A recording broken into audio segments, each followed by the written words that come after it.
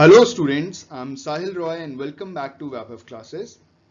This is Money and Banking mock test part 3. So let's begin our mock test.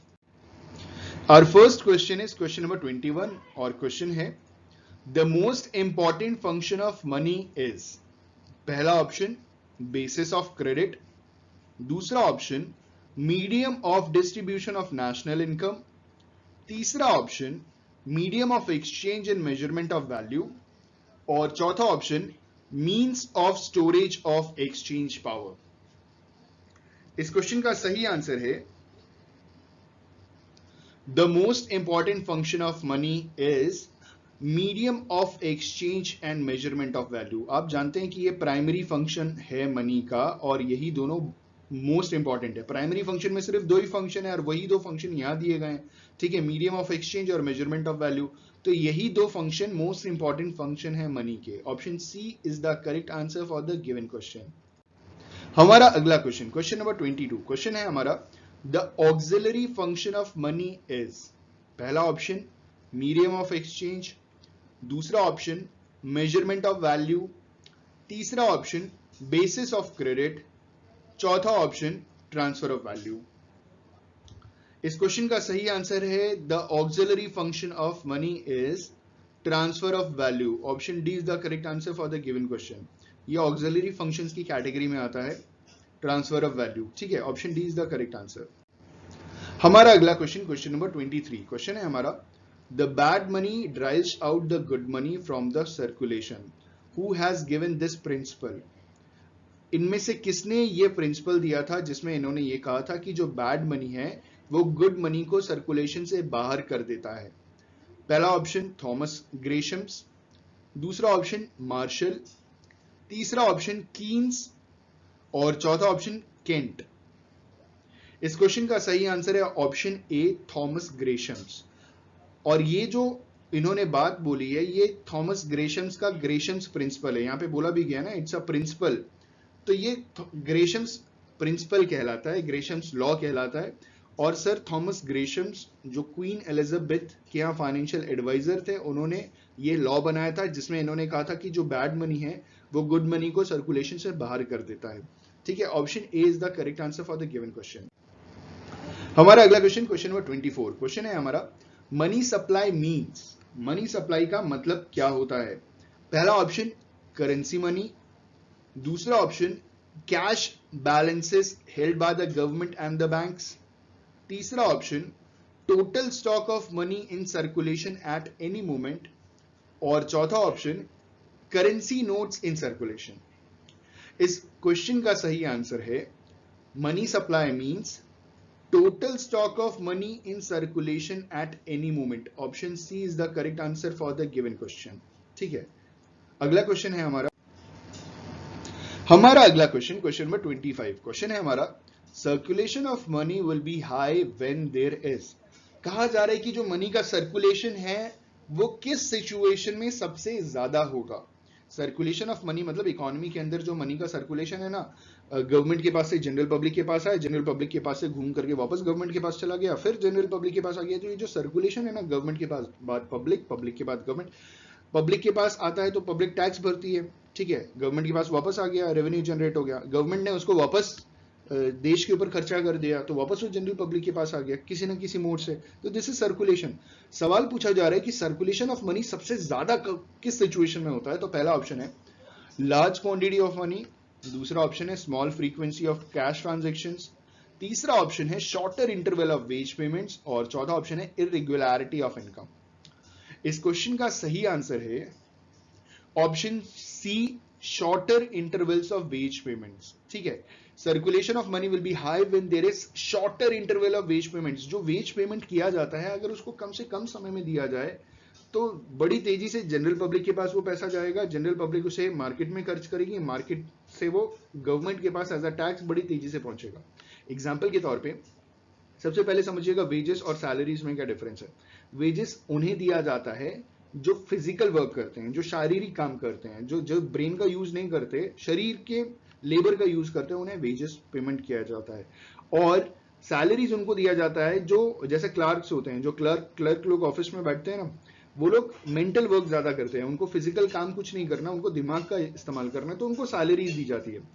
Book में कई जगह ये बात सामने आती है, स्कूल के टीचर्स ये बात पढ़ाते हैं कि जो इनके बीच में मेजर डिफरेंस होता है वो ये होता है कि वेजेस हर रोज दिया जाता है और सैलरीज महीने में दिया जाता है। ऐसा कुछ नहीं है, आप वेजेस महीने में भी दे सकते हो, 6 महीने में दे सकते हो, वो आपके ऊपर डिपेंड करता है, इट हार्डली मैटर्स। ठीक है, तो यहां पे आप बात समझिएगा कि अगर हर रोज वेज, जैसे दिहाड़ी मजदूर होता है उसको हर रोज वो जो भी काम करेगा उसे हर रोज पेमेंट मिलेगी, एक हिसाब से मिलता है ऐसा। ठीक है, तो जितनी जल्दी उसको पेमेंट मिलेगा, जैसे अगर आप आज पेमेंट दोगे तो आपको कम देना पड़ेगा, वो आज ले जाके खर्च कर देगा। ठीक है, और बड़ी तेजी से वो पैसा गवर्नमेंट के पास पहुंच जाएगा। लेकिन अगर आप आज देने की जगह कंपेरेटिवली एक हफ्ते में उसको आप पेमेंट करते हो तो एक तो आपको ज्यादा पैसा देना पड़ेगा, और ये जो टाइम हो गया थोड़ा स्लो हो गया गवर्नमेंट के पास, और ये स्पीड स्लो हो गई, वेलोसिटी स्लो हो गई सर्कुलेशन की। ठीक है, अब आप महीने महीने पेमेंट कर रहे हैं तो आपको महीने में ज्यादा देना पड़ेगा। ठीक है, और ये स्पीड और स्लो हो जाएगी। तो इन्होंने बोला कि अगर हम वेज पेमेंट में शॉर्टर इंटरवल का इस्तेमाल करेंगे तो सर्कुलेशन ऑफ मनी बहुत हाई रहेगा इस सिचुएशन में। Option C is the correct answer. अच्छा, अगर आपको किसी भी क्वेश्चन में कोई दिक्कत हो तो प्लीज कमेंट करके एक बार जरूर पूछेगा, I try my level best कि आपको आंसर कर सकूं। ठीक है, आगे बढ़ते हैं। अगला क्वेश्चन, क्वेश्चन नंबर 26 क्वेश्चन है हमारा, the classical economist believe that demand for money is. जो क्लासिकल इकोनॉमिस्ट थे वो ये भरोसा करते थे कि डिमांड फॉर मनी, पहला option stable in short term, दूसरा option stable in long term, तीसरा option determined by the size of cash balances, और चौथा option dependent on subjective factors. इस क्वेश्चन का सही आंसर है the classical economist believe that the demand for money is stable in short term. Option A is the correct answer for the given question. जो classical economist थे वो ये मानते थे कि जो डिमांड फॉर मनी है ना वो शॉर्ट टर्म में स्टेबल रहती है, वो फ्लक्चुएट नहीं करती है, कि एक निर्धारित छोटे समय में आप इतना ही पैसे की डिमांड है मार्केट में। ठीक है, तो option A is the correct answer. हमारा अगला क्वेश्चन, क्वेश्चन नंबर 27 क्वेश्चन है हमारा, demand for money in the modern sense is dependent on.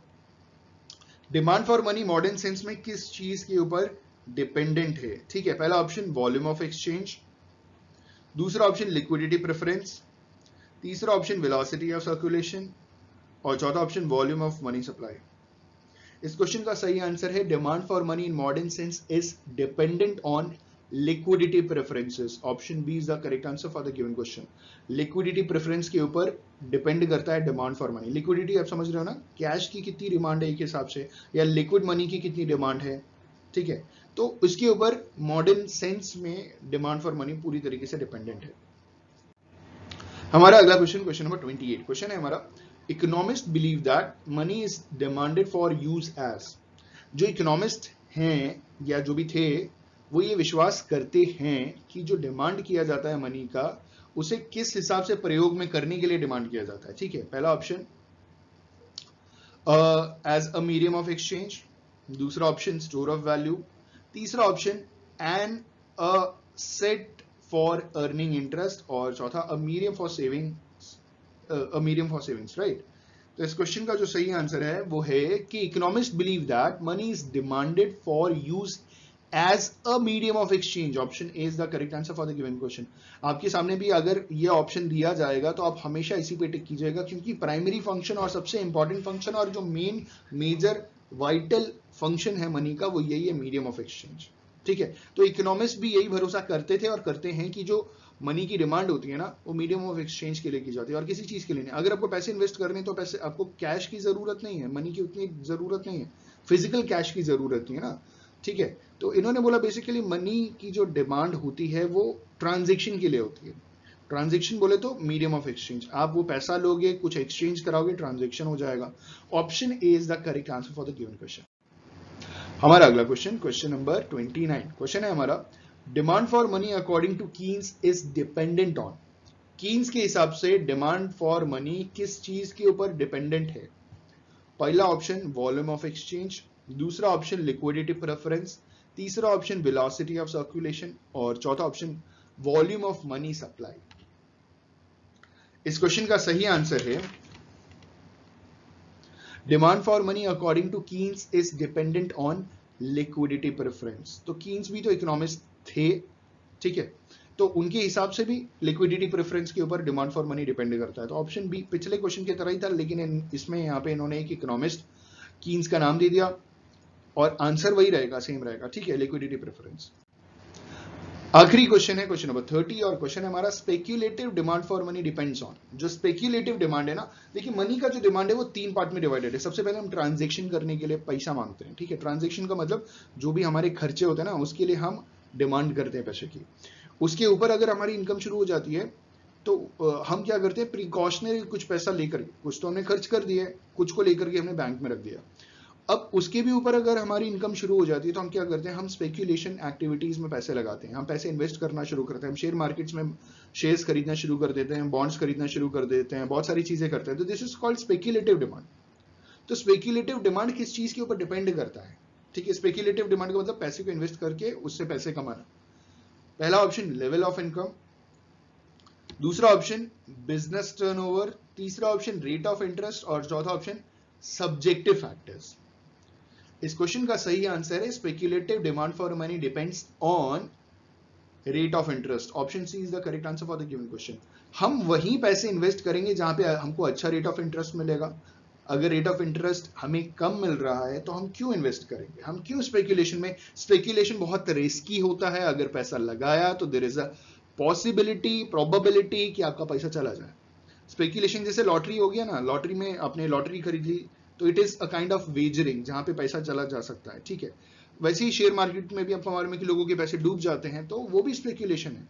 तो लोग जब इंटरेस्ट रेट कम होगा तो लोग क्यों पैसा लगाएंगे इस शेयर मार्केट में। इन्होंने बोला कि speculative demand for money depend करता है रेट ऑफ इंटरेस्ट पे।